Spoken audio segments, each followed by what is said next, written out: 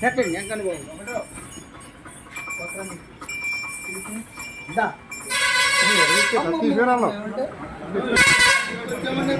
మీ అబ్బాయిని పోవడాలరా మీ అబ్బాయిని మీ అమ్మాయిని చల్లగా పోవడానికి పండుగ రోజుల్లో సంతోషంగా కేవలంగా ఊడిపోని వెళ్ళాలండి. ఎట్టండి చక్కని బాబు కదండి మరి బెల్లం పెట్టేవారు బాబాయ్ మీరు ఎప్పుడు సాగర్ గారు అమ్మో